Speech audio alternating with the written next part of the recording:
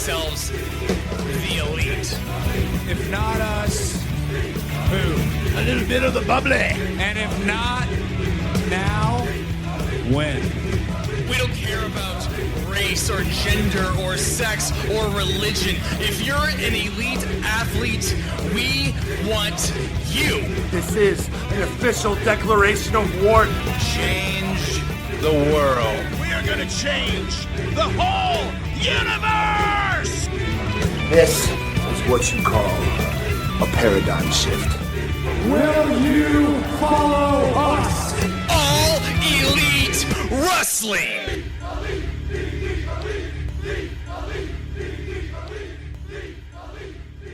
For the 29th time, it's Friday morning.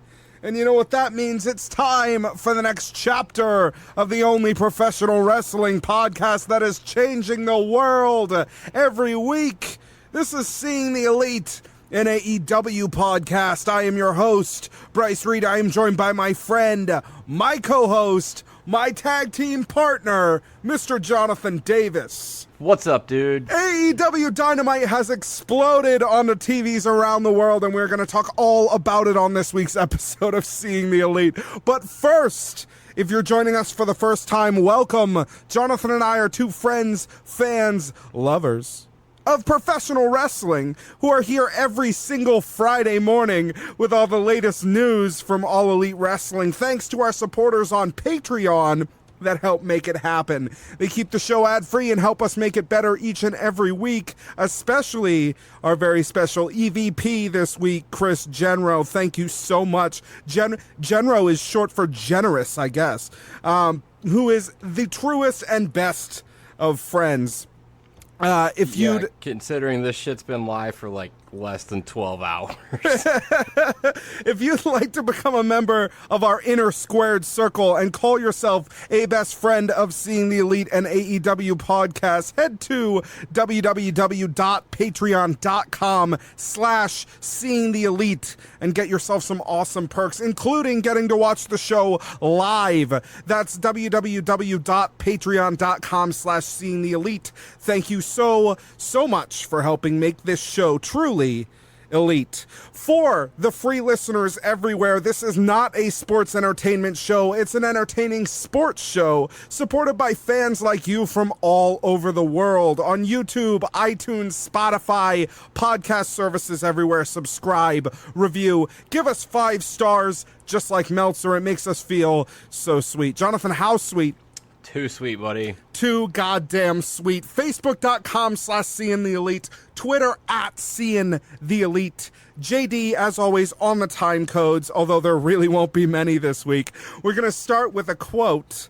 Congratulations to AEW on a successful premiere. The real winners of last night's head-to-head telecast of NXT on USA Network and AEW on TNT are the fans, who can expect Wednesday nights to be a competitive and wild ride, as this is a marathon, not a one-night sprint.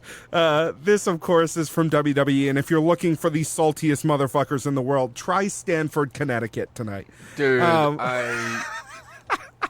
I would really not want to be Triple H right now. He is getting ass-reamed. This, of course, came out ahead of a news story that we'll talk about a little bit later. It's going to be so much sweeter when we get there. I want to move on to a quote that was, I think, probably better received by everyone. Quote, last night, at Jay and Silent Bob struck back at the world premiere of AEW on TNT. As guests of La Champion, Chris Jericho, Jason Mewes and I had ringside seats for the entire event, which I was crazily into. Look at the pure joy on my face in these pics. I had a true blast. AEW Dynamite and discovered something about myself that I never knew but makes total sense. I think I love wrestling. It was like a comic book come to life with good guys taking on bad guys, sometimes in masks. And when we did bits during the show, it reminded me of my childhood watching Sergeant Slaughter and Classy Freddie Blassie with Odd Blues 7. I don't know who this is in reference to. In the early days of cable TV. Anything that makes this old fool feel like a kid again merits more attention in my book. So look for me at future AEW events whenever Jericho and I aren't making podcasts. Side note, we just put up a 2-part crossover between Talkers Jericho and Smodcast in which we present a Pulp Fiction watch-along. Congrats. It's about a 4-hour podcast. How they do 4 hours of a watch-along for a 2-hour movie? Well, it's a 2-hour movie, and then it's Kevin, so he's fucking baked. And Jericho's got a contact high, so they just start rambling. OD Blue 7 is one of Kevin's very good friends from childhood, so that's what, yeah. Congrats to Tony Khan for a killer launch, and I hope all the heels and baby faces are celebrating by cracking open bottles of the bubbly. Now, this is true, as we're going to talk about Jason Mewes and Kevin Smith there to promote the movie, also as guests of Chris Jericho's podcast. In the front row, on opposite the hard cam side, but you could see them several times during the night when things happened around them, and watching Kevin Smith's face sort of ingesting live wrestling for the first time was kind of fascinating. Dude, it was fucking wonderful. Like I kept seeing, like, because you after a minute or two you recognized his hat and Jay's man bun. Right, and his salmon jacket that he was wearing. Yeah, he's in love with that purple jacket now. But, yeah, so you'd see him, and they'd be so, bopping up and down, and then when the camera would flip over, and Kevin's just all in on this. It was awesome, man. I loved every minute of it, and for me, it was really special because Kevin is one of my personal heroes. I've loved his work for a very long time. I've been listening to his podcast. You've seen him live and things like that. Yeah, right? So. I've got the opportunity to meet him and Jay a couple years ago, and just they are really awesome guys. And this was like the worlds collide for me. I don't even know how you could top this. I have tickets to go see him and Jay when they come through with the movie. I plan to ask him what he thought about AEW during the Q&A because why the fuck not? Yeah, man, it was really special. It was an awesome moment for myself, just being a big nerd. Well, I knew that, and I have a long fan relationship with Kevin Smith. I've seen most of his movies except for the really shitty one. I haven't seen Yoga Hosers, I guess, but I even saw Tusk. Like I watched Tusk the whole was fucking awesome, thing. dude. I watched the whole thing hoping that it would eventually turn into a good movie, and it never did. For a crappy horror movie that he told everyone, was like, yeah, this movie's about a guy that gets turned into a walrus, and no one believed him. It's a pretty good movie. It's funny. Yeah, it's fucked fine. Up as hell. It's fine.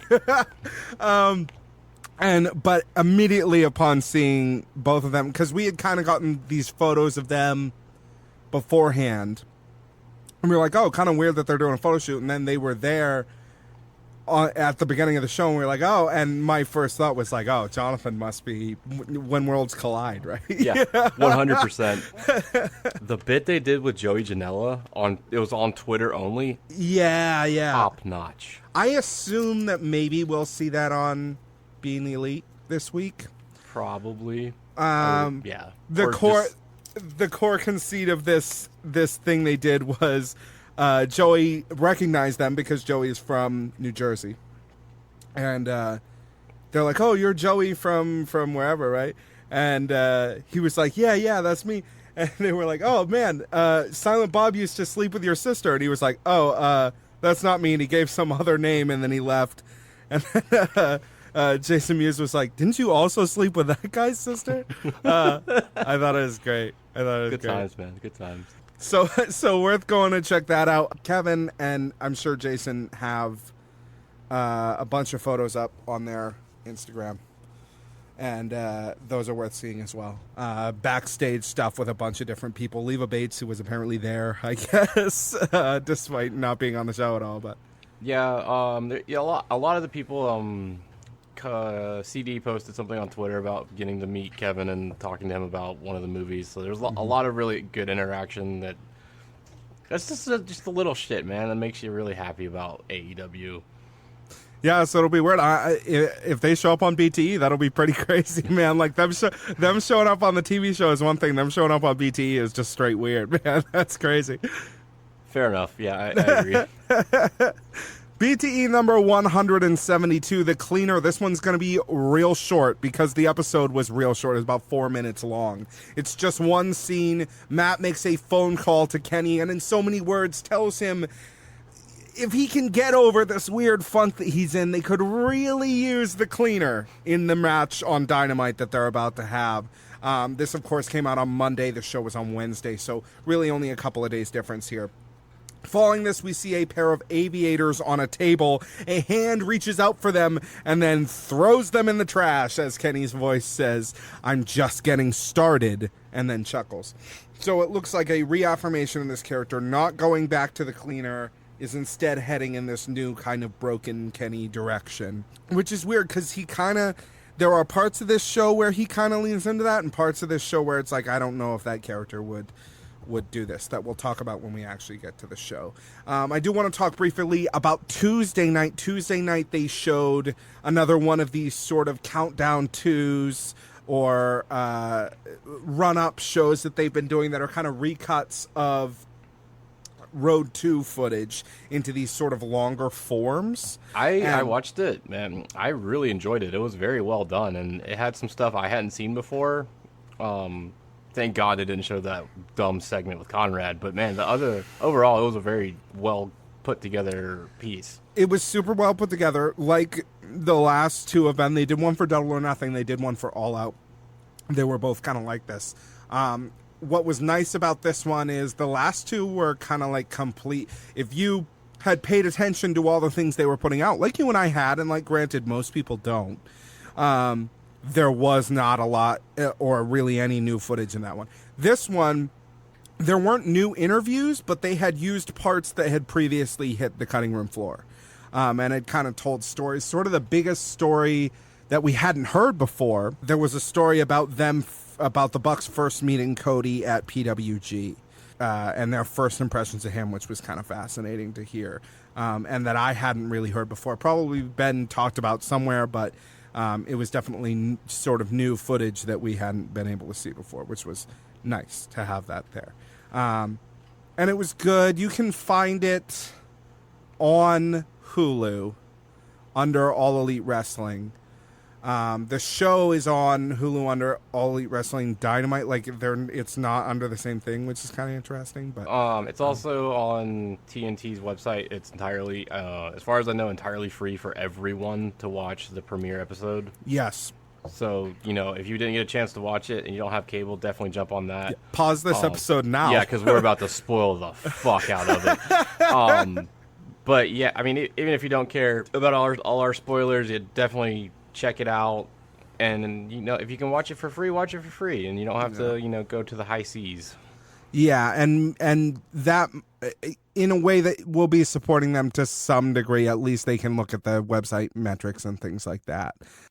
We do not know if that will be an every week thing or if that's a premiere thing, but it is what it is for now.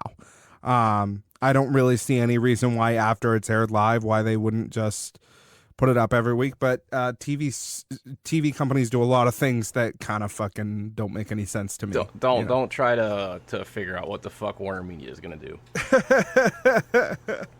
Let's talk about AEW Dynamite. I guess before I get into it, what are your sort of major impressions of this show, Jonathan? Production's needs a little work, just a little bit of work. I've read a lot online just so that I could hear different viewpoints because obviously I'm a little biased. I really like AEW, right. So music needs a little work because between piping it through TV through the house setup, they're still having trouble with that. That's something that comes with experience. That is what it is.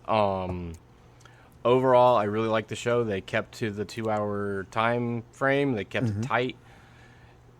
Somewhere, one of the matches or something, they went over because the main event was very rushed of the entrances, and you could tell by how the entrances were going they were rushing because they knew that time was not where they needed it to be for the match and to do everything they needed to do and then get out clean. That's been a consistent problem with AEW. I think as they go through on TV, that's something that will tighten up quickly because they just need practice, you know. Yeah, I think it was probably Hangman and Pac that went over. And that's been a consistent thing with Hangman. His matches have gone over. It happened at All In, and it's just kind of snowballed. It is what it is. He's gonna get, they'll sort it out. They'll get it figured out. Crowd was hot, super hot, White hot. Let's see. Other than that, I don't really, we'll talk about more feedback other than that. But as like overall, it was a very solid show. It was a very good episode of wrestling television. I've had a lot of my friends, some of our shared friends that have said, for the first time in X years, I'm excited to watch wrestling on TV again. And man, I really liked watching that first episode of Dynamite. So it was a solid first episode, but it was a solid week of television, which is what they needed to put on. Counter programming went balls to the wall last night, and that's going to bite them in the ass because they peaked. You can't put a takeover on and then follow it up the next week with another takeover. So at least you wouldn't think. Man, I want to talk about my feelings on the show and all the things that I think they got right. The crowd was white hot. From what I have read, that pre-show dark match set the stage. Just lit them up. Yeah. And we will talk about the dark matches later. We don't really have a ton of information on them. The lighting was the first thing to me where I was like, wow. Because they'd released the title sequence and the song and stuff like that beforehand. And the title sequence features this motif that they've been going with, which has all these colored powders going everywhere, right? And they've mimicked that with the lights. Now, the set, I mean, not as impressive as that that LED curved Raw set that they just put out, right? The new Raw set that looks fucking dumb. Yeah, it's just LEDs all over everything. Like, people just live inside a screen, right? And I'm not here to talk shit about that because that's definitely a direction you can go, and it is visually striking. But it shows how much shit about that.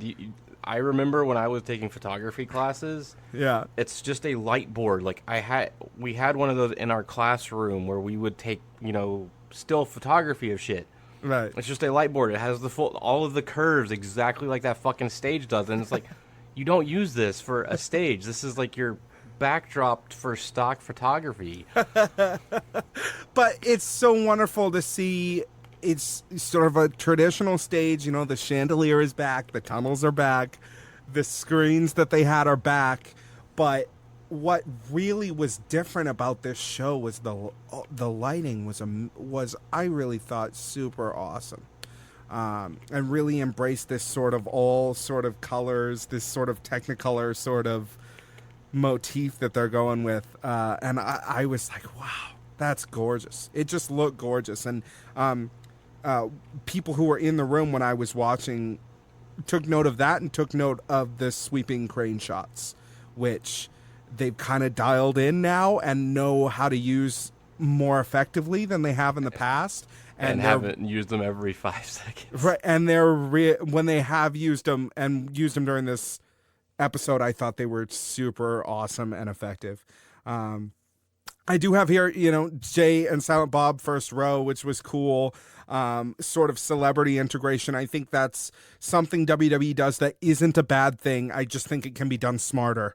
And I think they did some things with that are smart that we'll talk about later. But the other huge thing for me with this show is they're looking for lapsed fans, right? Fans from 20 years ago.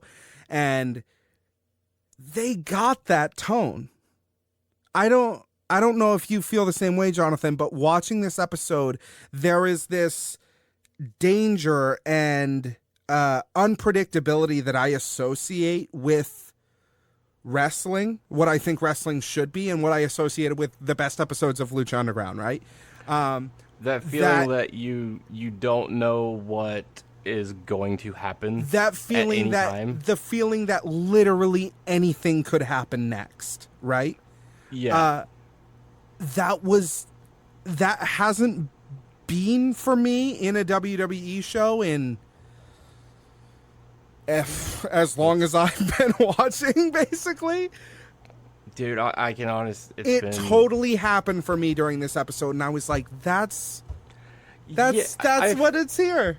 I felt the same way. Like, there was a lot of times in Lucha Underground where, you know, I knew what was going to happen because I'd been spoiled. Mm-hmm. But even knowing, like, match results, it was still like, so how are they going to do that? Holy shit. Yeah. That's how they decided to do that. That's fucking awesome. And I felt the same way through this whole episode as well. And, like, I feel the same way. WWE for so long, I mean, God, like 15 years now for me because I've watched on and off. I mean, it's always been cookie cutter.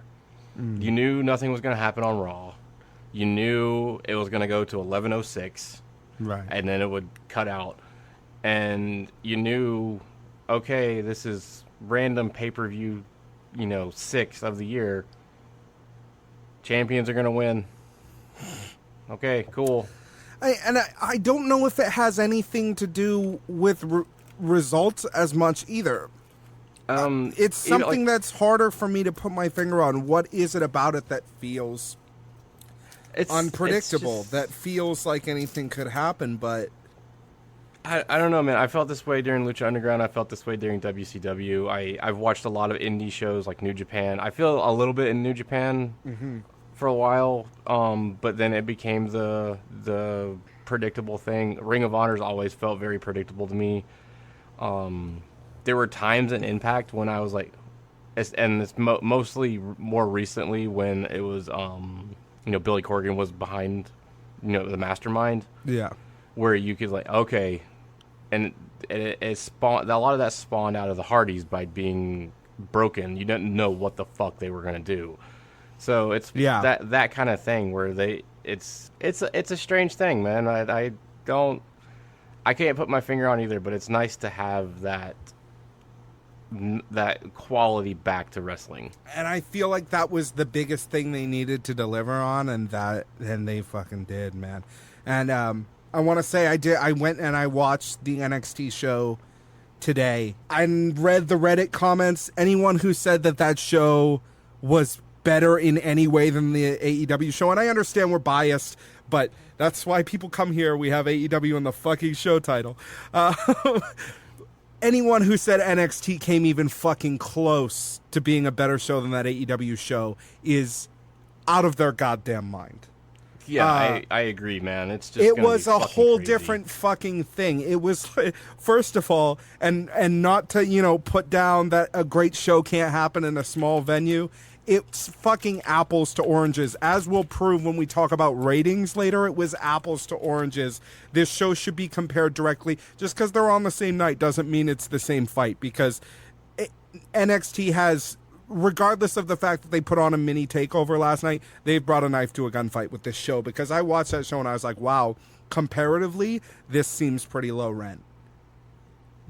And they're the huge company, right? It was like a wrestling show in a bedroom and then a wrestling show in like an arena with all the lights and shit. They did some good stuff. They did some great unexpected stuff, but still, I don't want to talk badly about it's not the performers. I think the production end is letting them down as a show. And they brought back Finn Balor, I guess, which makes sense for him. Hey, man, go work somewhere where they're actually going to put you on fucking TV and use you properly. But man, I hope KO follows him. I hope Sammy goes back with them too, and then I hope their contracts run out and they come over to a place that'll actually fucking use them, and WWE can have Roman Reigns win over Sheamus for the next fucking 10 years. Yeah. But I thought they really lit it up, and no competition, and I wish there was more of me that was like, oh no, but this match and this match. I'm like, no, guys, it's just not. And I don't have a connection to those performers. Perhaps if I did, I would feel differently. But I mean, I have a connection to some of them, but it's Sure. still, it's not enough. Like Adam Cole, I'll pop every night for Adam Cole, but still. yeah, I thought the One match person match is graphics too, kind of a cool idea for like the match graphics look different but great. I thought in between things, any of the graphics that they used on screen looked great. I loved that win-loss records were listed on people's name cards when they came in. I thought that was a nice touch. Yeah, that'll allow not just us, but a lot of the statistics people to put together actual What the analytics. official win-loss record is, even if I think win-loss records are going to be important in this company, but I think they're also going to be kind of those books are going to be cooked slightly in terms of what they actually are, because I was noticing some of the official win-loss records and was like, okay, I guess. Yeah, there was one or two. It was like, are you fucking high? The announce table, as was announced, was Excalibur, Shivani, and Ross. Jonathan, how did you feel about the commentary? It was on fire, dude. I thought it was great. There was one part that I did not like. I'm betting you can guess where I got annoyed. But for the most part, dude, I loved the commentary. I loved that, JR was on fire. Tony Schiavone was on fire. I feel like Shivani really kept Ross on track. He did, and because Tony Schiavone worked with a lot of guys who were like JR is now, where if you did not keep them on the rails, they were off in the wilderness, falling down in the field. But I hate to say it, Bobby Heenan was a lot like that. So he kept everybody. He kept them on the rails. Excalibur was just money in the bank the whole time, just running through everything, keeping talking when he needed to talk, but not filling noise. JR was great in his role. He did what he needed to do. He provided color commentary. The portion where I got annoyed with the commentary and saw no purpose of it was during the women's match, where Britt Baker was on commentary for no goddamn reason because she didn't speak. Yeah, she didn't really contribute anything. It was completely pointless. She said maybe 10 words, and it's like, okay, I get it. You're new. You're nervous. If you're going to get yourself over and get this match over, you have to talk. That's one of those things feedback-wise. WWE does it too. A lot of wrestling shows do it. I guess the feedback that I would give to AEW is that I don't need that really ever. It doesn't do anything for me to have a wrestler on the commentary. Very rarely. Going, like, this is what I think about this guy that I'm feuding with. I don't care. Let me watch the match and then have him come out and attack or whatever you're going to do. But, I don't need the commentary because most of the performers aren't very good at it because they don't do it all the time. And, and I agree with that. There was a particular quip from JR. Tony Schiavone during the MJF match was like, I want to see Cutler shut this prick up. And JR was like, yeah, TV 14, giving Schiavone shade because he used a naughty word. And I was kind of like, oh. Okay, Captain America. It was, and then the jokes on the D&D shit, man, it was great. They were having fun, dude. And I thought it was great. You can tell when commentary's having fun, and you don't have someone screaming in their ear of exactly what they need to say. Yeah, it didn't feel guided. It felt like a conversation, which is good. A lot of the stuff felt like a conversation here. And some of it wasn't quite as effective as it should have been, but we're going to get to that. I thought the video package before the first match was at least as quality as the WWE video packages are. If not stronger, because they have a lot of that Road 2 footage to pull on that has that nice, sort of bokeh around things and is very well shot. And I thought it was really good at introducing these two characters to the extent that you kind of can in the time that they had. I will say the Weird Panda thing with Sammy, it was so incongruous here. His video package is all about like like take me seriously and like don't say I have potential if you're just using it to relegate me to being tomorrow's news but not today's news or whatever, right? And then he comes out in this panda hat, and I genuinely wonder what first time viewers must have thought of this. I feel like a lot Because of it people doesn't look cool. It looks fucking silly. And it's and knowing that like the pandas are like such a endangered species and shit, and it's kind of a gross. species, if you know anything about pandas, it is kind of gross. That is true. But if you know anything about pandas, like it's not like wearing a wolf hat or something like that, where you're trying to say like I'm mean like a wolf. Like pandas eat bamboo and fucking sleep all day. Yeah, dude, they're like Orange Cassidy, man. They're real chill. Right, they can fuck a dude up if they need to, but they usually wouldn't choose to, No. you know? So I it's mean, kind of a weird thing to model to like animal spirit to take in. And then if there was some significance with him, like if the panda was a spirit animal of a past beloved loved one, right? Or something like that. But it's not. It's just he likes pandas. You know what I mean? And I think there's some guidance character-wise that should be all in the wrestler's hands or whatever. But, like, if I was one of the people at AEW, I would be like, bro, like, the panda thing. Enough of this panda shit. It's not really... all your other character things are going in this one direction, and then you've got this panda thing that isn't really playing. Yeah, I feel the same way. And it's like, if he was wearing like kangaroo shit, okay, cool. Kangaroos will fuck someone up and do fuck people up. But even that would be like, why is this motherfucker dressed like a kangaroo? From Australia or something? Yeah, but it's like it's very weird, and they need to get rid of. They just need to stop it because the panda head is gross. I'm sorry, it's just gross.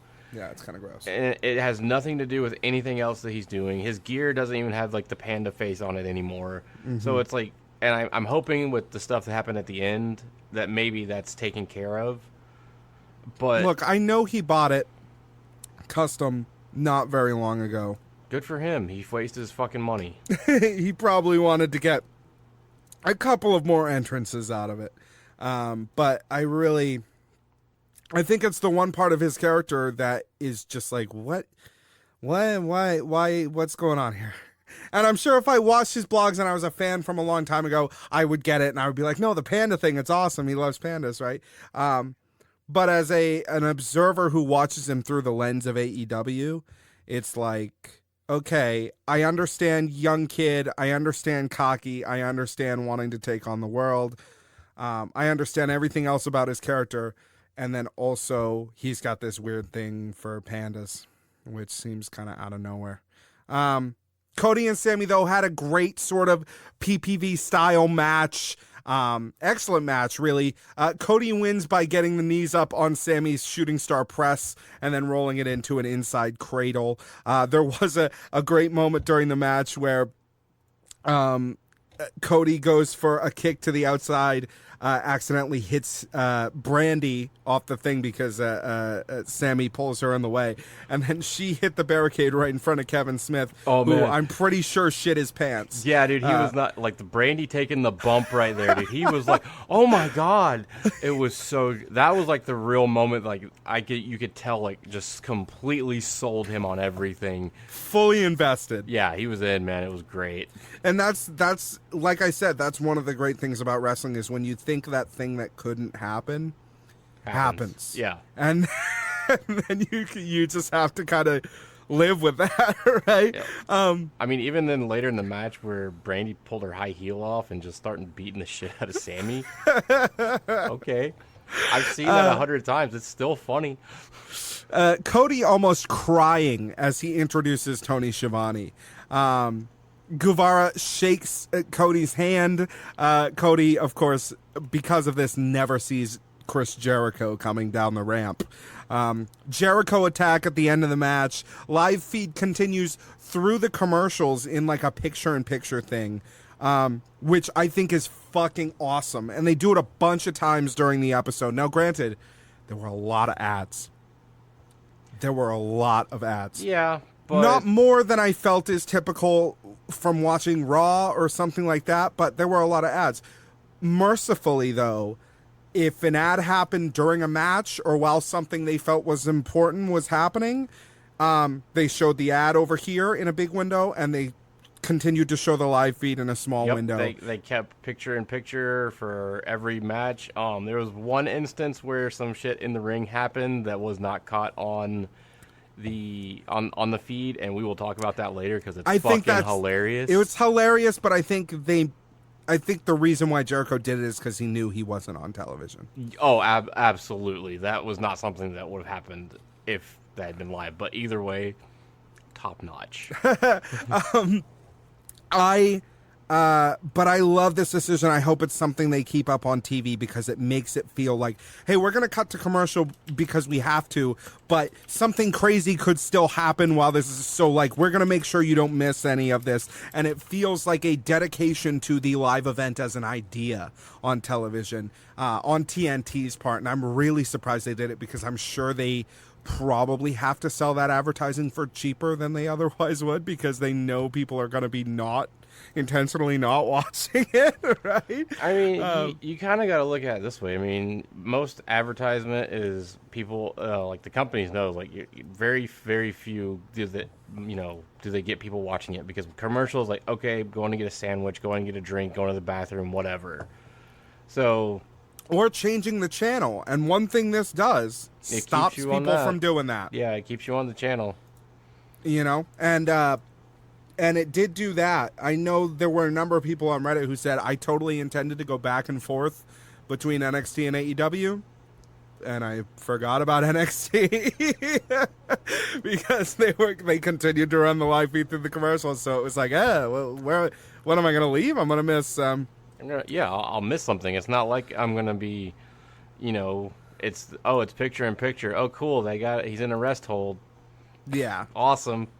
Jericho beats the crap out of Cody, hits him with the code breaker, hits him with the belt, takes him outside the ring, sets up two chairs right next to each other, power bombs him. Just generally beat the shit out of him, man. Beat the tar out of him, yeah. Cody's taking a hell of a beating the first few weeks of this this young promotion. He's been taking a lot of beatdowns. He's gonna sacrifice his body for his art, dude. I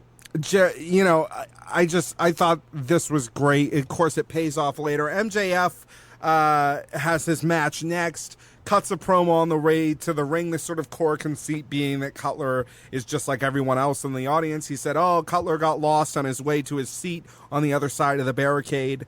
A lot of stuff about this. They have an okay match, probably the low light match of the night. Very short. Cutler does a really fucking ugly sunset flip, is genuinely pretty green throughout the match. We've spent a long time in the lead up to this show happening, which we started talking about back in May when it was announced, talking about the story of Brandon Cutler, talking about his relationship with the Young Bucks, and then talking about his relationship with the Young Bucks again, and then the next week talking about his relationship with the Young Bucks. And now here we are, months and months later, and he's finally gotten a singles match. I know that MJF is not a bad wrestler. I have never seen Brandon Cutler wrestle before. Well... I think saw him a little bit during the Battle Royale, but you can't really I guess, but a Battle Royale is a different thing. All I can say is, wow, they did a lot of build up for a guy who is maybe on his best day, kind of okay. Hasn't wrestled in 7 years, very clearly. It was just a lot of just general confusion about what he was supposed to be doing, seemingly. Yeah, I mean that's some. I get why they did it, and I understand completely, but man, they threw him to the wolves, literally. Yeah. You can't put a green guy in, even if with someone like MJF who is so talented that it's going to expose your other guy so quickly because he's lost. And MJF isn't a perfect performer himself. He's much better than this match showed in the ring. And not that it came off bad. I thought that it came off great, all things considered, despite the fact that it was brief. MJF, of course, missing a notable finisher of his own, which I think throws people a lot off. And I don't know, I assume that's a creative choice behind him to sort of put all the heat behind his personality and stuff like that, instead of making his character about, oh, he does this maneuver, right? But I think he could probably use a finisher that people could grasp onto. Or there's also the thought that he didn't use a finisher because he is that it's MJF. I don't need to waste my good moves on. Sure, and you can just slap on a submission too. But even when I've seen him outside of AEW, he doesn't really have a notable. It's honestly, he's still so new to the business that he's still probably trying to figure it out. Yeah. And for somebody as new to the business as he is, to have so much of it figured out like he does, his selling in this match was awesome. I did think Cutler kind of excelled there. I thought his selling was really good when he got hit. It was just that he didn't do a lot, and then when he tried to do things, it didn't go well for him. And it's not just the part at the end where he climbed up to the top rope and then I guess like kind of rolled his ankle and fell to the ground. I think that was all planned. I think that was all part of it. I don't believe this idea that people have that they called an audible that quickly, because they rolled it so much into what they were doing in the match that I don't think that's what they did. No, you don't. Not that quickly. You don't call an audible that quickly. You got to give. You're on adrenaline enough that you can probably still finish out a few minutes. So yeah, I don't think that's what happened, especially considering they still ran real close on time. So yeah, I would say if he had like snapped a bone and you could tell, right? Like what happened. I believe it was a long time ago. It might have been with Pac and Jericho, and Pac like legitimately shattered his leg or dislocated something, and Jericho called an audible in the ring because the ref wasn't paying attention. Like that's very clear. That wasn't something that happened in this. This is, if he tweaked his ankle or rolled it or whatever, fucking suck it up and finish the match. And that's we would have heard about it by now too, I think. So that's sort of the finish to the match. He hits that. MJF then hit Cutler with an elbow and then sort of just rolled him up to an inside cradle. Or no, that's not what he hit him with a Fujiwara armbar. Yeah. And I thought, all that was great. Fujiwara armbar, of course, not like I think he just slapped a submission on. Nothing wrong with ending the match that way. Totally fine. That was, I think, okay. Just again, he really hasn't brought out a finisher of his own. I think when he does, that's going to kind of be the final click for people, where they're like, oh, okay. This guy's I would something agree. Else. But Cutler, really, man, for as much as we've talked about the guy, I was generally pretty disappointed by what he ended up doing in the ring. Unfortunately, because I would have liked to have gotten behind the guy in a big way. We talked about him a lot, and it's nothing. I hate to say it, it's kind of exactly what I expected, because it's just what you have a guy out here who you've said so many times. Yeah, I haven't wrestled in 7 years. Like, okay, you're starting over completely. Yeah. When you did wrestle, you wrestled for like 3 or 4 years, so you didn't have enough time to really learn anything. In a completely different era where expectations upon wrestlers were completely different. So, 12 years ago, you're not going to... It's different, man. It's not... So I kind of expected Cutler. I'm glad... He's good to have around for like battle royales and shit, but don't really waste TV time with him. Normal commercial break here without the picture-in-picture because there wasn't really anything going on, which is fine. Then we come back from break, and Chris Van Vliet is at ringside looking sharp. Fucking brand new suit. With the AEW patch on it. I thought it looked awesome. He does a short interview with Smith and Muse at ringside about Jericho being in the Jay and Silent Bob reboot, playing a bad guy. It's funny, Jay says, he plays a bad guy in the movie. I didn't know that I was typecasting him. Which, yeah.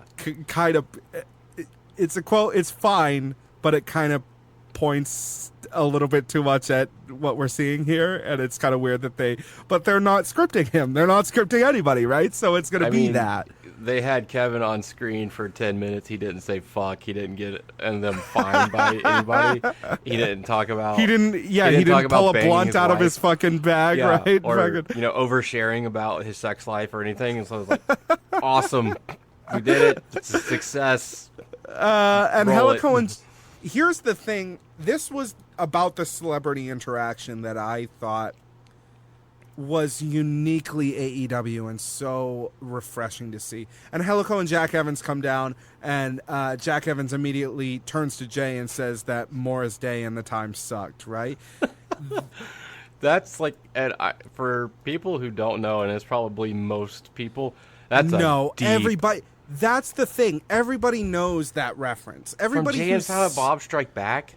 Yeah, from Jay and Silent Bob cut. Strike Back, dude. That movie, everybody's seen that fucking... And if you haven't, then you haven't. But if you know who Kevin Smith is enough to give a fuck about anything they would say to him, you know what that fucking reference is.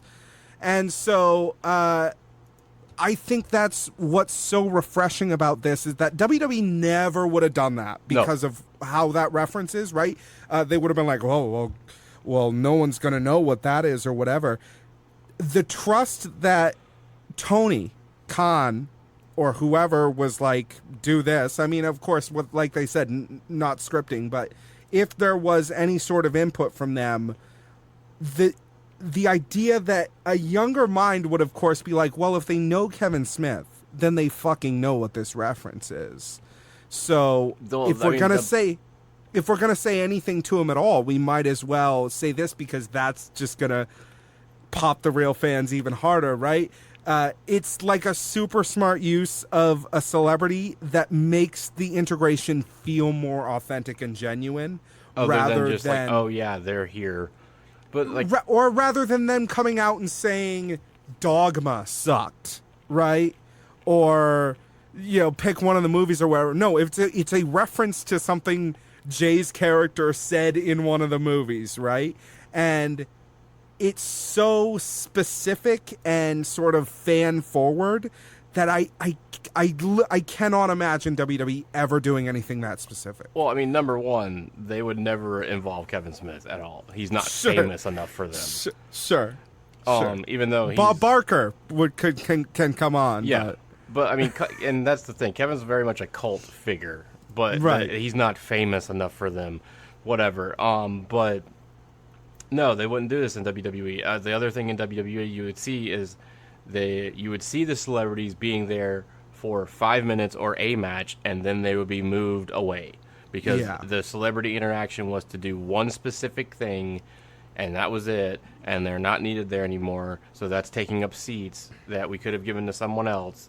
So no, Jay and Kevin were at the show throughout the entire show. They watched the whole thing. Yeah. So it's massively different. You had an interaction that popped the crowd, popped the people at home, and you did it correctly without making it look like, oh yeah, they're only here for one reason. It just felt like a more genuine interaction, man. So he comes out and says, Morris Day and the time sucked. Jay responds that Jack and Angelico aren't even good enough to win a match, which is funny because their win-loss record is currently at 0. It's true.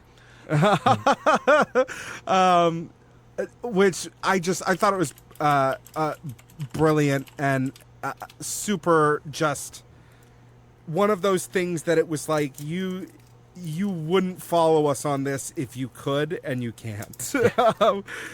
Private Party, of course, comes out to the rescue. This all sort of ends with no resolution here, which is really weird, but it's a setup for a dark match, I guess, which is really odd that you would do that on TV. But. I feel that this is my thought on this. Mm-hmm.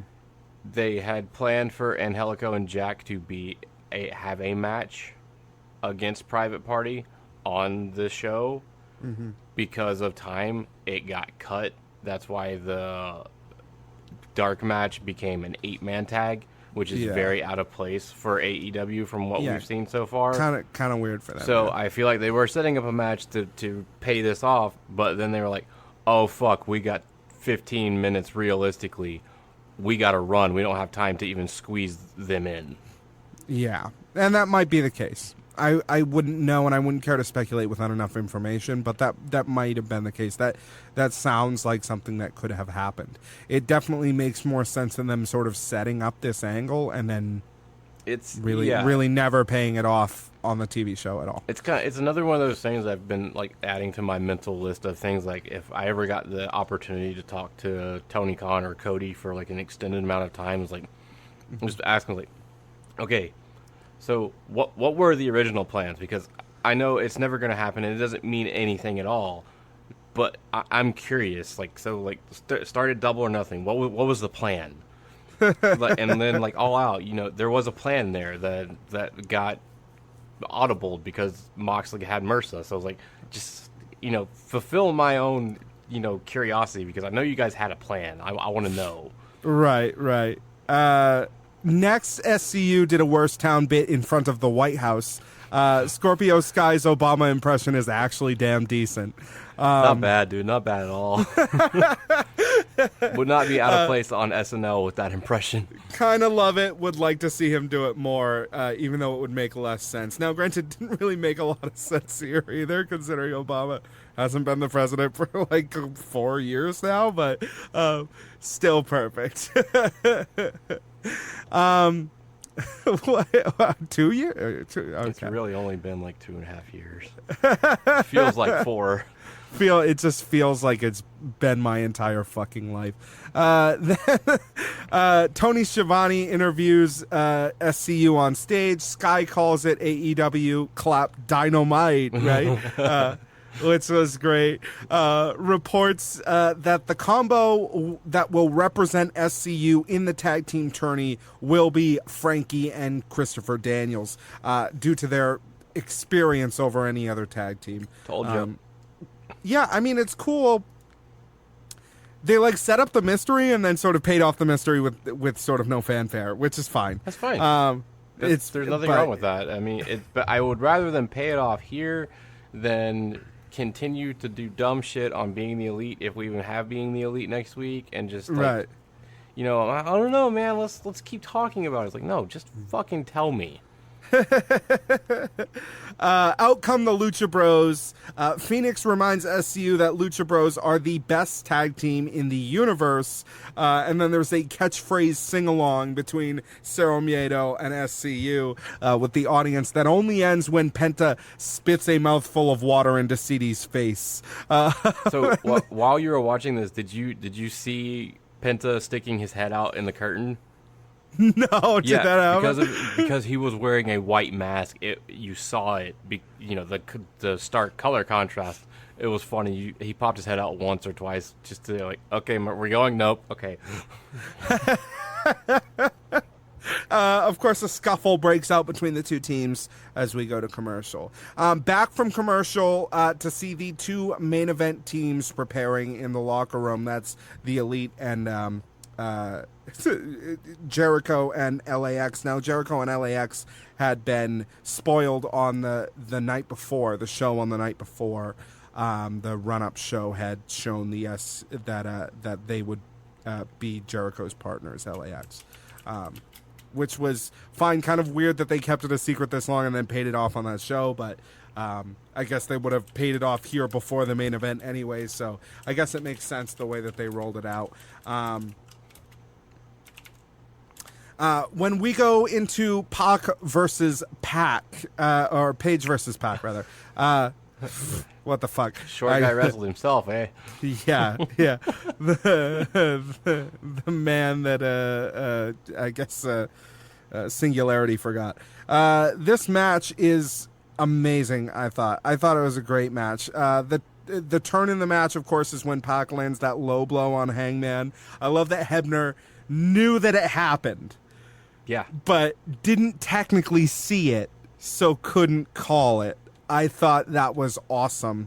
Pac wins by slapping on the Brutalizer. Great match. Great to finally see it in AEW. This was one of the matches where, not the not the last time, but the first time where the rules kind of got muddy for some people.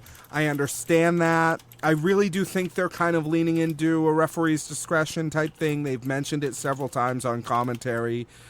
People who want the rules to be more static, they're kind of figuring it out. As you'll notice throughout this show, nobody ever really starts counting when people are outside the ring. Good. At all, which is great. Good. Because that's one of those rules where if you look at the wrestling book, there's really no reason for it because the only way you can win is inside the ring. So why would you care if people are outside? Made sense 30 years ago. Yeah. I don't know if now it really matters because they're always going to come back to the ring. That's the only place they can win. So Well, you're just making this false drama that it's not drama because everyone knows it's not. It works because most people always make the count, right? So 99.99% of the time you make the count. It worked 30 years ago where you didn't have so much content to watch. Where if you were watching wrestling, it's because it's that they came to town and you went to the show because you watched them on TV a little bit, but you didn't see them often. So the count out that thing, it was real, it was dramatic, but it's been 30 fucking years and everybody makes it back in at 8. Yeah, now it feels like it just constricts the performer to do that. And that's a general note about kind of all of the rules in AEW as it's been so far. They haven't put out an official rule book or an official sheet of what their actual rules are on tag team matches or on singles matches, but I think going forward, maybe don't think so much about the rules and maybe focus more on the idea that there are rules. You basically know the rules, but at the end of the day, it's up to the referee whether or not they want to call the match in a DQ, whether or not they believe something to be inappropriate, right?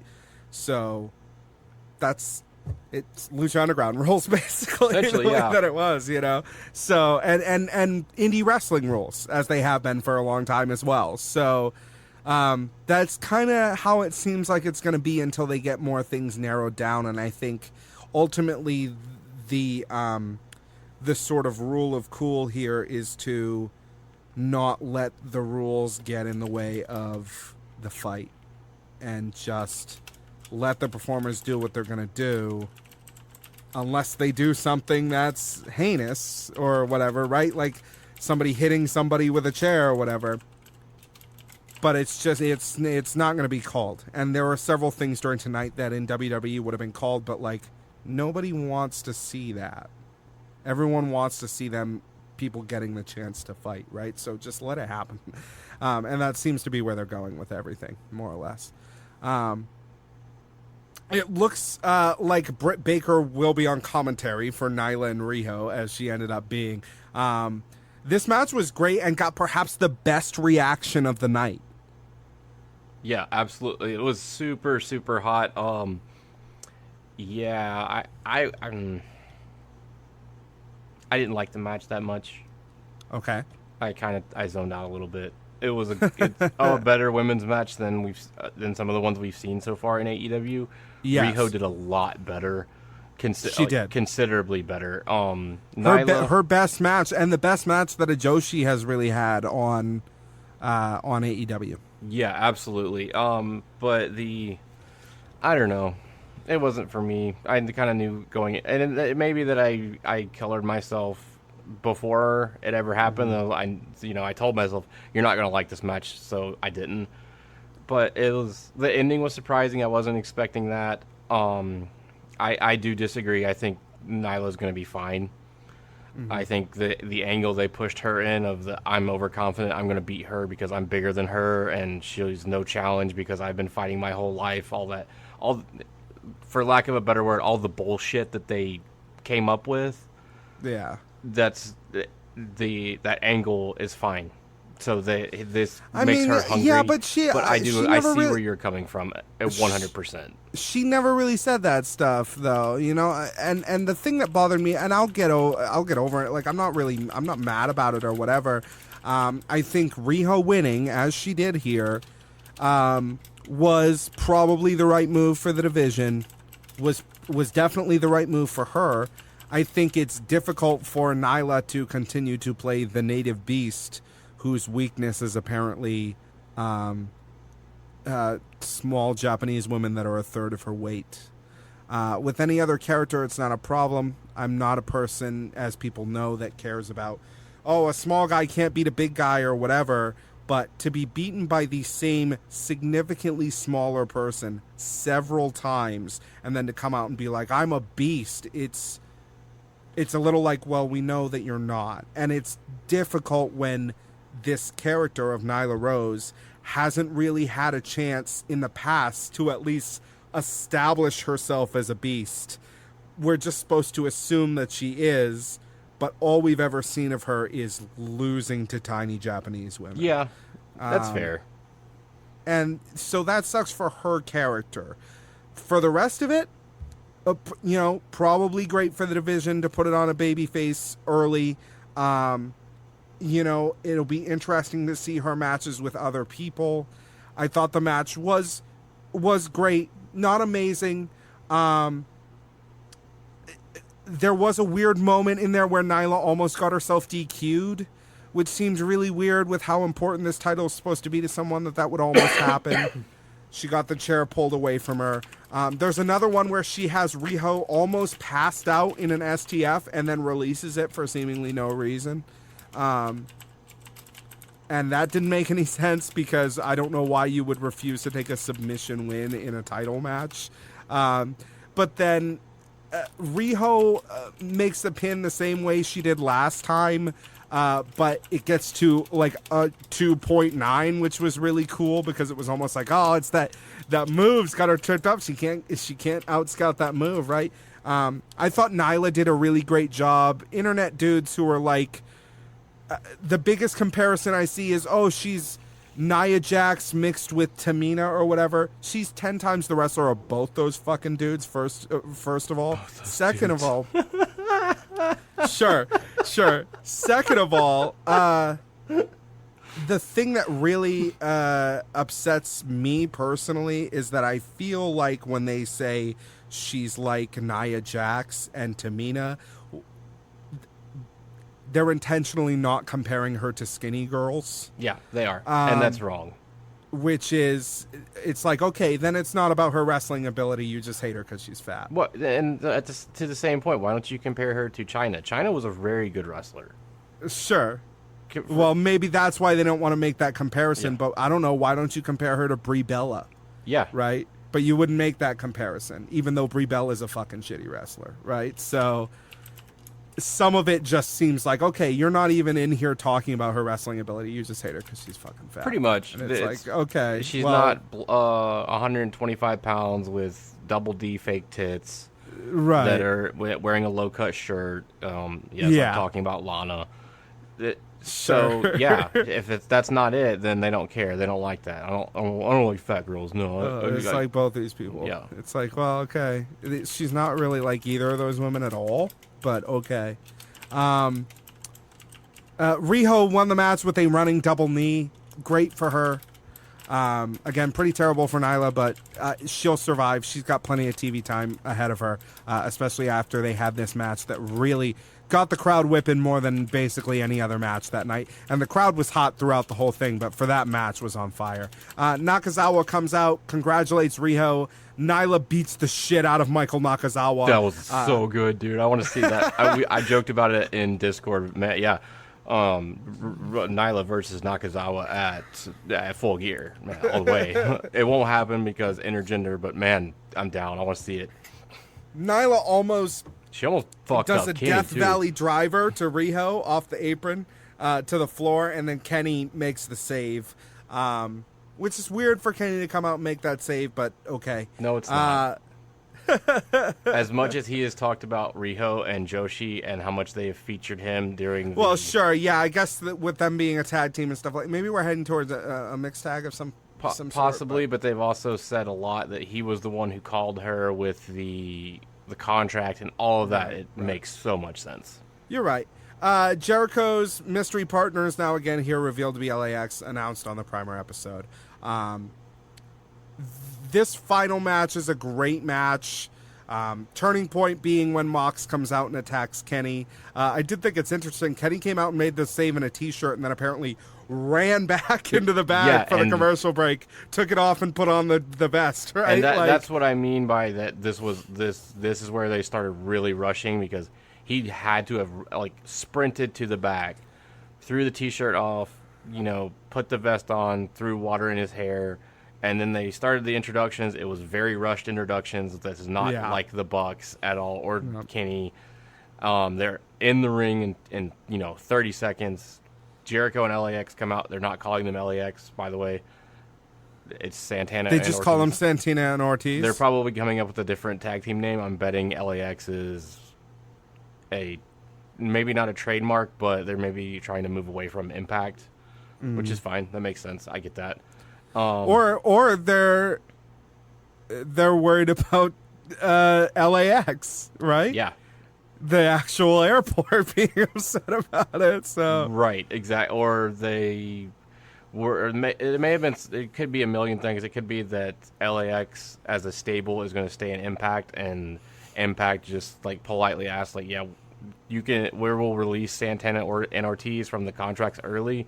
Please do not use this name. We would like to keep it. And that's, Tony's, okay, sure. If you're respectful about it, sure. Right, the valuable thing is the performers, not the fucking name. And as long as you're not a dick about it and trying to block shit. Right. And so that's that. They really ran through this. Moxley coming out was exactly that unknown element. He's done it very combustible Edison, dude. He came out. He of course comes out, attacks Kenny. They fight through the crowd into a VIP area, and Mox just crashes Kenny through a glass coffee table with the paradigm shift, that big DDT that he does. It was not tempered glass. No, it wasn't. That was real glass. You could tell because of the way that it broke. And tempered glass, when you break it, it turns into a bunch of these little pebbles, which still hurt, but they're not going to fucking cut you. That's the point. Right, and the way Kenny completely froze when they landed was oh, that's real glass. Well, and then you look down at the glass, and it's in shards. Yeah.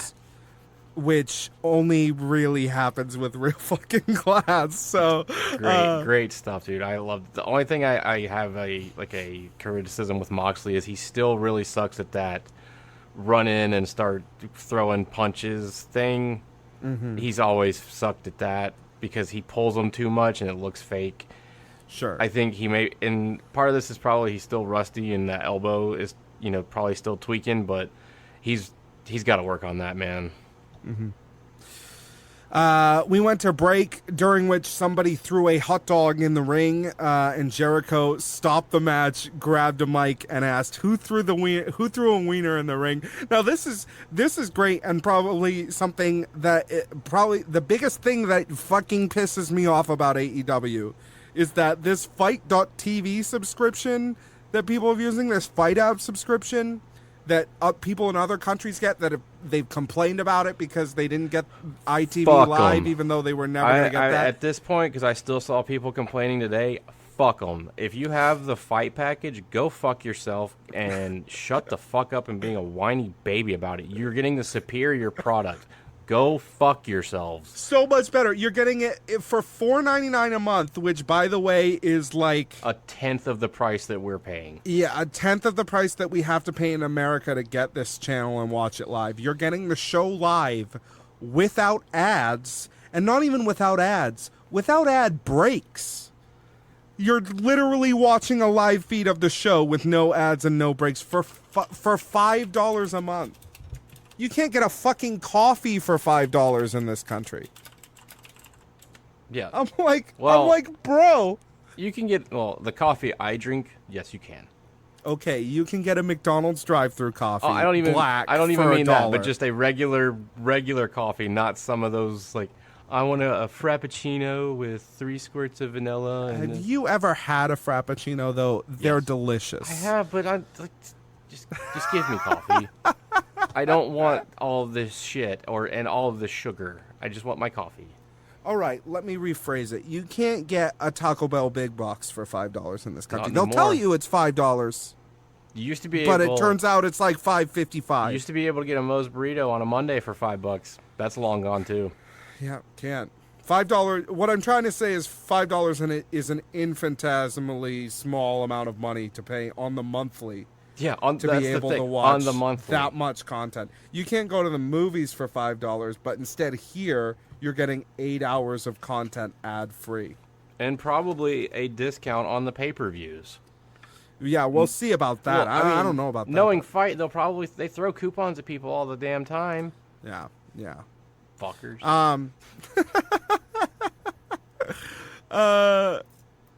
But the wiener in the ring thing, that was funny. It didn't go on. It wasn't like a long thing. He just grabbed a mic and quickly held up this hot dog. He grabbed 2 mics. Sure. The first one didn't work. Who threw a wiener in the ring, which is great. And something I think he only did because he knew they were at commercial. I don't think he would have done it otherwise. After the break, the Bucks actually managed to get some decent offense in, despite the fact that Kenny is nowhere to be found. Mostly thanks to Nick here.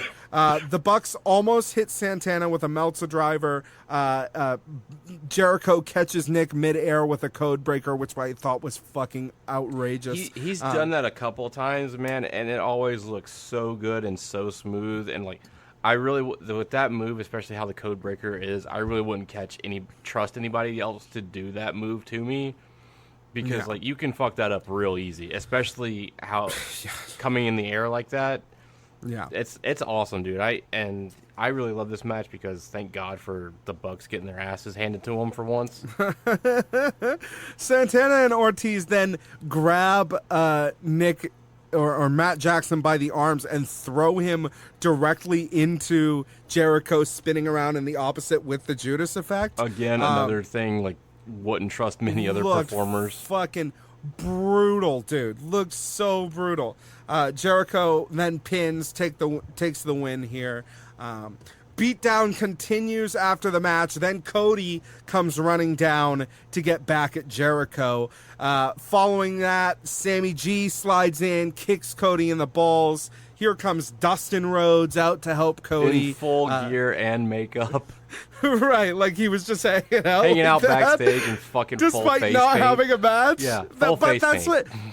But wrestling should be like that, right? Like the Godfather should run out from behind the curtain and it's like, oh, the Godfather's here. What the fuck? You know what I mean? Like, there's still a line. Like, I expect, Penna and Phoenix to be backstage with their masks on, sure. Penna may not have the face paint on, but sure, he's got his mask on, he's ready. Dustin running out in his full fucking gear and his half face paint that he just did 20 minutes before because of the face paint that they use. It runs so quickly. It's like, dude, come on. I'm fine with it, man. Wrestlers are like Muppets, dude. They just exist as wrestlers all the time, right? That's always what's so great about it. But I mean, I understand what you're saying, but I loved it. I love that he was just like, oh, here comes Dustin in his full gear or whatever. If he'd been in the gear, sure. The face paint, that was too much. He just levels everyone in the ring with ease, which and then was also awesome. A great moment for Dustin. Super cool for Dustin. He deserves more moments like that. Like he's put the work in, he's put the years in. He deserves to be able to just run in and not be a joke and just level everyone in the ring. Yeah. And then then Jack Swagger shows up. And this would be the last episode of Seeing the Elite. I quit. What can I say that I didn't already say in Discord? I will there say are this. There are a lot of people who are willing to give Jack Swagger the benefit of the doubt because they saw him in WWE, they saw him get misused in WWE, but a lot of great people get misused in WWE. Then they saw him go to Bellator, he won 2 fights. For some reason that means something. Don't count. Sure, but for some reason that means something to people, even though professional wrestling and MMA are like different fucking things. He's coming back now, and people are going to assume that it was Vince that was holding him back. It's not. I do not think you will be pleasantly surprised by Jack Swagger. The reason being, and I understand it's a specific use case, it's not a lot, but Jonathan and I hosted a show for years about Lucha Underground Lucha Underground was this great space where creatively people who had been misused by WWE got a second chance, and all of them, even ones that I fucking hated, like Alberto Del Rio, who I could not stand in WWE, and came over to Lucha any other time. Can't stand now either. No, he's fucking terrible. Came over to Lucha Underground and had awesome runs where they played great characters who were exciting to watch and had awesome matches. Alberto Del Rio, Ezekiel Jackson, John Morrison, who had a whole career resurgence. Revitalized his entire career because of Lucha Underground. Katrina became this whole other thing that she wasn't there. Son of Havoc, former, or I guess also current Matt Cross. Yeah. Just so many guys. Marty the Moth, Jesus Christ. So many characters within that organization came over and easily proved that it was the creative that had fucked them up.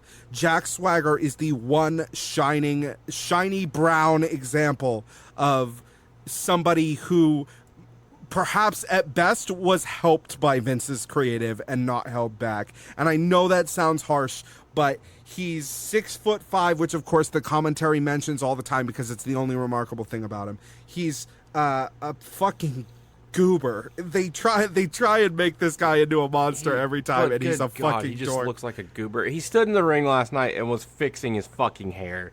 But, I mean, I will say this. Last night, the 3 minutes he was in the ring, he looked better than he had.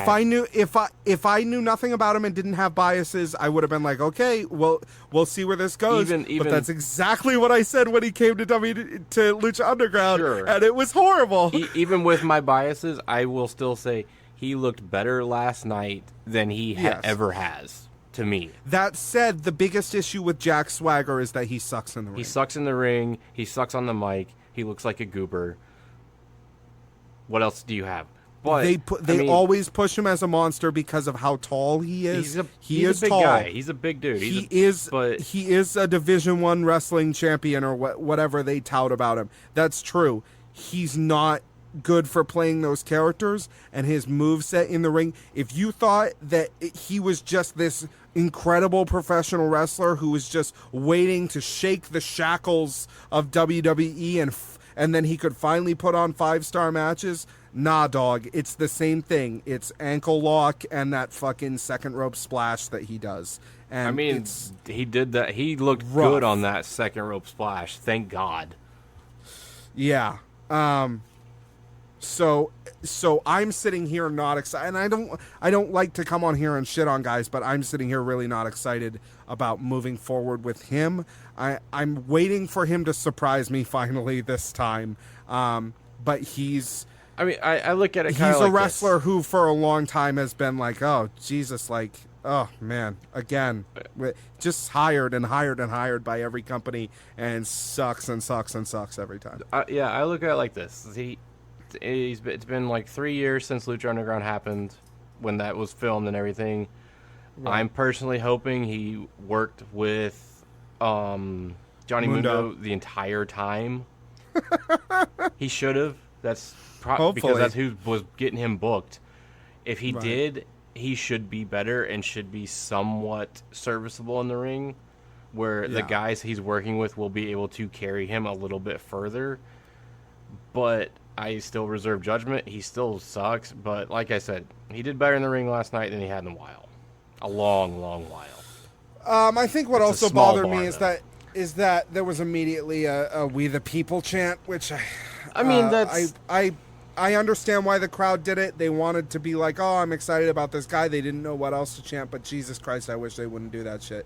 Because it's just like, hey, we remember you from WWE. It's like, okay. I mean, it's very similar to like when Luchasaurus popped up in Lucha Underground the first time, and everybody was just chanting Luchasaurus, even though that was very clearly not.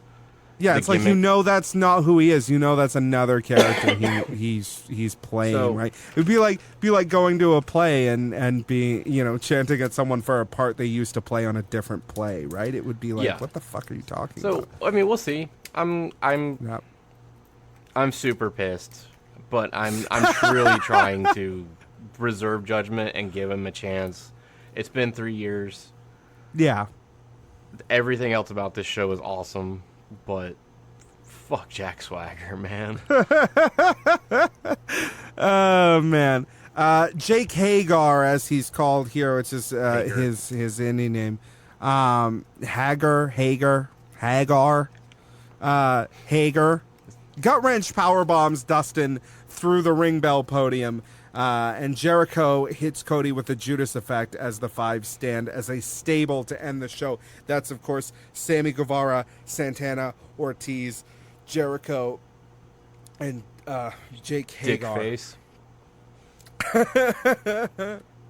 There were 4 dark matches that we know very little about because I haven't read reports from the show. I'm sure I could find it somewhere on Reddit. So I know SCU won against Jurassic Express. Yes, yes. Darby won against Shima. I'm sure that was a wild match. I saw a couple of gifs from that of just from people that were in the crowd. The match ended after Darby did finally a successful coffin drop. Nice. Which one of these opened the show? Darby versus Shima opened the show.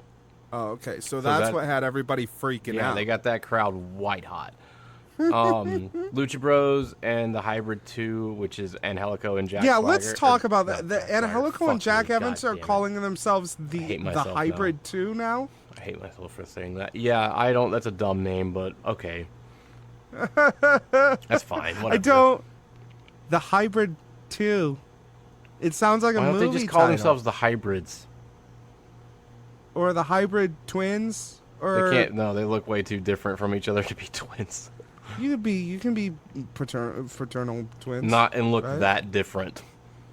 Yeah, yes, that's yes. I understand. You can look different from being fraternal friends. One of them can't be 7 feet tall, and the other one's a little fucking midget.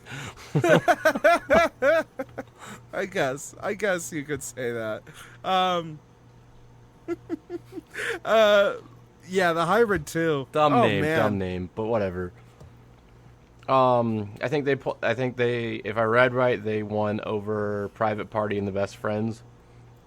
Okay. Which is more of that. This is a 8-man tag, is why I think this was audibled. And then Britt Baker, I believe, beat out. Britt Baker and Allie beat Penelope Ford and B. Priestley.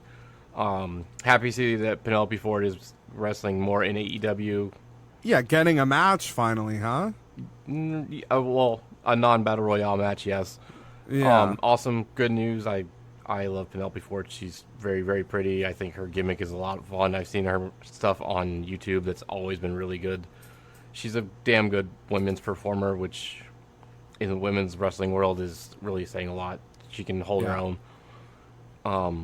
I think she did the times that she was with Joey Janela. I think she really learned a lot from his crazy ass. So I look forward to seeing more of that. Yeah, we also got to see the tag belts online revealed in pictures with Jay and Silent Bob. Man, they look okay. They're not the best looking belts that the company has put out. But they look okay. Well, they look kind of like something that you would make in like a WWE game let's say it like this.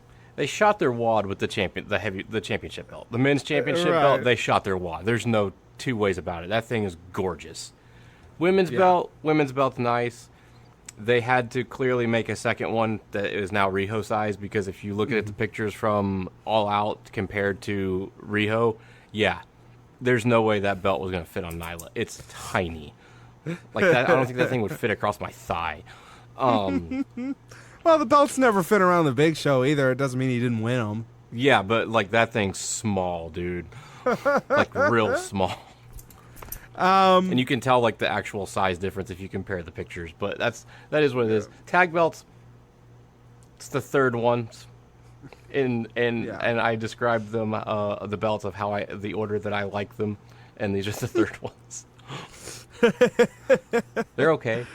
Yeah, I'm fine with them. I think the design is kind of weird for them, but they're okay. They're not gorgeous like I think the world title is. Let's talk about the fallout. AEW Dynamite beats WWE NXT with a 0.7 Nielsen rating, 1.4 million viewers. And we were talking during the show. I'm like, hey, what if this episode does really good? And people are like, what do you mean really good? I'm like, really good. What if this episode does better than a lot of Raws do this year? And it did. Yeah, and then WWE put out their little press release like, "Oh, we're so happy they had such a good thing," and blah blah blah. Oh man, like, bro, we're gonna talk fucking about it. Salty and butthurt, and then the ratings came out. I was like, "Yeah, fuck you." So fucking shitty. This, oh my god. All right, this comes to us from Alfred Kawuna for Forbes, who we quote all the time on the show. Go read his stuff. AEW Dynamite scored the first ratings victory of the Wednesday Night Wars with a 0.7 Nielsen rating to WWE NXT's 0.5 share per Ryan Glassspiegel of The Big Lead. Final viewership numbers will be available later today with a forthcoming update as soon as they're in. This is the updated version of the article that we're reading now. WWE immediately released the following statement, essentially congratulating AEW on Wednesday night's big win. As we read at the top, congratulations to AEW on a successful premiere. Cool. The real winners... What? Looks like the dark matches are getting posted on YouTube. Oh, nice! Yeah, sorry. Nice. Congratulations to AEW on a successful premiere. The real winners of last night's head-to-head telecast of NXT on USA Network and AEW on TNT are the fans, who can expect Wednesday nights to be a competitive and a wild ride, as this is a marathon, not a one-night sprint. Man, really funny to come out and congratulate someone and then passive-aggressively tell them that their win doesn't mean anything. Really cool way just to let the whole world know that you're a fucking asshole. To continue with the article, the writing appeared to be on the wall that AEW would win the night, as Google Trends listed, quote, AEW just outside the top 10 at number 11 on the daily search trends. NXT failed to make the top 20. According to Dave Meltzer of Wrestling Observer Radio, AEW Dynamite had more than triple the viewers than WWE NXT on PlayStation View, though this data is obviously represented by a very small sample size. Terms such as hashtag AEW Dynamite and hashtag I'm with AEW trended throughout Wednesday on Twitter, leading up to the promotion's debut on TNT, which commenced before 14,129 fans at Capital One Center in Washington, D.C. And by the way, side note from me, everyone who is like, oh, it's all scalpers, it's all going to be scalpers. Fuck a lot of full off, seats dude, in that man. arena. There were some empty spots on the floor, but yeah, that arena was full. Google Trend analysis over the past 24 hours suggests both NXT and AEW were neck and neck, especially throughout each broadcast, with a slim edge going to AEW. Google Trends Geomap analysis shows, quote, AEW Dynamite, end quote, was more widely searched term in all but 8 of the states where both shows were head-to-head. In fact, NXT's biggest lead over AEW in Google searches during the 2 hours of head-to-head first-run programming came along the 7 p.m. Western time hour before AEW Dynamite had gone off the air and NXT was in the midst of a 15-minute overrun.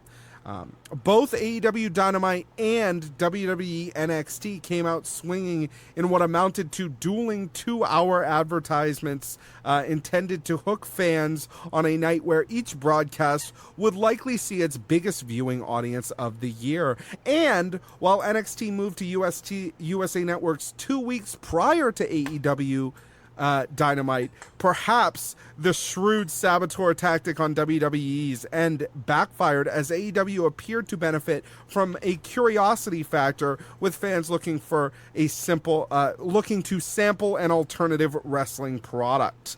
The real story will be where these numbers settle in during the long, it will be where these numbers settle in during the long haul, not to mention a myriad of long-term questions.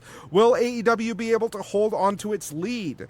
How will NXT respond? How much longer will Vince McMahon sit idly and let his developmental mercenary lose to the competition before fan paranoia about the chairman getting involved to NXT comes to fruition? Week 1 of the Wednesday Night Wars went to AEW Dynamite, but month 1, year 1, and God willing, decade 1 will decide a whole lot more. Yeah, again, thank you to Alfred Kawuna for that. This is kind of a monumental win for them. 1.4 million people is huge. There are Raws that don't do nearly that much, and if I read right, and please forgive my inaccuracy, this was the highest rated wrestling event, non-WWE, since 2005 or so, something like that, of an episode of Impact. We're talking over at least 5 years, and this is their first episode. More than that, if it was 2005. I can't remember if it was either like 2005. It was 2005 or 2014, somewhere in there. Forgive me, I have, learning disabilities, but it was it's a very long time since this has happened. Yeah, man. Huge, enormous, more enormous than I thought it would be. It is also important, as it didn't say here, NXT's rating was down like 11% from last week. Now, you could say probably because a lot of those were over watching AEW, right? Well, and you would assume that their drop would be a lot more than that if people were going over to watch AEW like they said they were. But numerous people I saw online were like, man, I was ready and raring to do the classic Monday Night Wars thing and switch back and forth between them. And they said, and I turned on AEW and I fucking forgot about NXT entirely. It's also, this was the first week that NXT actually did the full 2 hours. Yes. The first 2 weeks they were limited to an hour. So that does make a big difference in everything. And the important thing to note here is that they fired their fucking guns too. Oh yeah, they completely shot their wad. Everybody that I've seen online has said this was a mini takeover that they aired. They didn't hold anything back. They did 3 title matches for 3 of their major championships. They did a women's title match. They did a NXT title match. They did a tag team title match. And they debuted Balor early in the show to be like, hey, we're bringing Balor back. What else could happen? Right. So, and they still lost. Yeah, and that's just it. Like, they peaked. They shot that. They did as much as they could. They had a mini takeover, while AEW did what's seeming to be their average week of TV. They didn't do anything super special. They didn't do anything off the wall, but they did enough to make people interested. So for WWE, it's only down from here. Yeah. It's a really interesting position because I understand that WWE didn't have another choice. They didn't have another thing they could throw against AEW. They couldn't move any of the other shows. They couldn't move, and that's fine. If they're going to put anything this is what they've got to go to war with. But, man, I watched this today, not last night, but I watched them throw it all out there. And not to say that, again, they're right. It is a marathon, not a sprint, right? But man, does it feel like you can put all you want on that show, but it's not competition for AEW. It's not. I mean, even like 3 title matches, that's great. That's awesome. I'm sorry, Matt Riddle is not on the same level as Adam Cole. Matt Riddle did not deserve a title shot. Matt Riddle's not great. I mean, that, and like, things about the booking aside, but like, you can easily tear apart NXT being a contender in this race. You could look a performer in the eye and say, if they had full confidence in you, you wouldn't fucking be here. No, you would have been on the main show. You'd have been on the real show. They've treated this like it has been like fucking finishing school for the last 10 years, and the only or 5 years, whatever it's been, and the only reason that they're not treating it like that anymore is because now they have a contender and you're the only one who can fight and it. The bad part is like they're treating it as finishing school, and a lot of the people who have come out of this so-called finishing school didn't need it. Yeah. Adam Cole, Redragon, Roddy, none of them needed to be in developmental. They could have stepped on the main stage and been perfectly fine. I think it's pretty disgusting that it's a company with wrestling in the title, and the only show that they have that's geared toward that in their mind is geared towards the wrestling fan is like their fucking C product, right? In their eyes, and not their main product. That would be like a video game. They're fucking Konami at this point, right? Basically, they're fucking like a video game. Ubisoft. Like a video game company that isn't interested in video game fans. Very strange. But I mean, we're just gonna have to see where this goes. But we were speculating before. I was like, are they, they're the big corporation, but are they really underestimating what they're gonna do here? And are they not coming with enough to this fight? And I watched that NXT thing, man, and it was okay for an NXT episode, but like, if I'm switching back and forth between those channels and I'm a casual wrestling fan, I'm like, okay, switched once, stay in here. Yeah, pretty much. That's just like, I tried it. This is better. I'm gonna stick with this. And you never know, man. Next week it could be the opposite. Next week, sure. And we're not gonna really say one way or the other. Like, of course I want AEW to win, but it's not a war. It's not competition. These are even if you want to call it competition, competition breeds the best. And as WWE did say, the true winner here is the fans, and that's literally Triple H. That's true. It's not a war. It's really difficult to even compare these two products, quite frankly. NXT still, and it's because it's supposed to feel that way. It still feels like an indie show. And part of that is they're never moving out of that arena.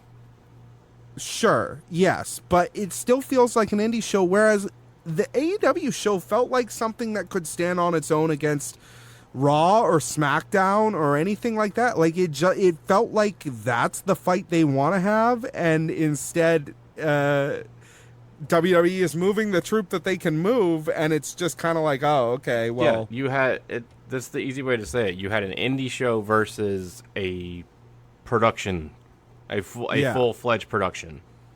Yeah. It's just not going to be the same. Like, you can have all the great actors in the world, but it's still like comparing apples to oranges. A local theater to Broadway. Yeah. Like, the production values they're gonna change the fucking thing. And it's so funny the kind of impact that they can have. I've seen that firsthand because I've played with my band. I've played small clubs, and then we've gone up and we've played the sort of big mid-level venues. And it's funny how you can take a band who plays small clubs and then you can put them at that big mid-level venue with the lights and the LED boards behind you and shit like that. And you'd think that it wouldn't translate or something like that, but it does. It just helps support the show more. And you can see those same bands in those bigger venues, and suddenly they seem like bigger bands because that's what lights and proper sound production and video screens do, right? And AEW felt like it was on the other level than NXT, and unfortunately I think the production is letting them down in that way, and their partnership with Full Sail is letting them down in that way. And I think it's a shame because WWE could obviously afford to do it better. They had the opportunity to say, and we're done with Full Sail. They've outgrown Full Sail, and they chose not to. Mm-hmm. Yeah. Because they didn't necessarily think they would need to, I guess. I think it's become incredibly clear now that they'd need to. And it's too late now. So that's tough. That's tough for them. But, it is what it is.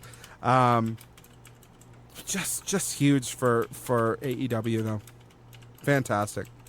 YouTube, iTunes, Spotify, podcast services everywhere. Subscribe, review, give us 5 stars. Just like Meltzer, it makes us feel so sweet. Jonathan, how sweet? Too sweet, buddy. Facebook.com/Seeing the Elite, Twitter @Seeing the Elite. But of course, I gotta say again, if you want to be on the inside ring crew, man, our squared circle of friends, the best friends of Seeing the Elite and AEW podcast, you need to get over to patreon.com/Seeing the Elite. We're having a lot of fun over there. We're giving, a whole new content swaths to people who are getting it there. Of course, integrated with our Discord, of course, tinyurl.com/Seeing the Elite to get the invite to our Discord, or Patreon will take you to Discord. And it's, we cannot thank these people enough. Our patrons, Chris Genro, C. Zulno, Bill Laviolette, Adam, Alejandro, all our patrons this week. Thank you guys so much for helping to support the show, helping to make the show better every week, and enjoying the show live. If you're enjoying the show live, thank you so much. And you can do that too. Just, again, head to www.patreon.com/Seeing the Elite and become one of the boys, man. It's been a really wild ride, and this money is going to help us keep the show ad-free and make it better and better every week. And we're excited about this sort of new chapter for us. And hey, we're on Friday mornings. Welcome to Friday mornings, everybody. And TV is here. Everything has changed in the last week, but it's exciting for us to be there. Thank you so much for joining us. Before we go, Jonathan, you got anything else for these people? Not really, man. It's been a fun week. You know, it was a hell of a birthday yesterday with the show and everything, so I can't complain at all, man. It's been fun. Yes. Happy birthday. You know what? I watched this week the Between Two Ferns movie on Netflix. If you find time this week and you enjoyed those sketches from Funny or Die with Zach Galifianakis, the movie's pretty funny, and I guess I would recommend it. I watched the whole thing, and there were some great moments in it. So if you find the time this week, check that out. Other than that, we're going to get out of here. Thank you so much for joining us once again on Seeing the Elite. We'll be back next week. Go out and change the world.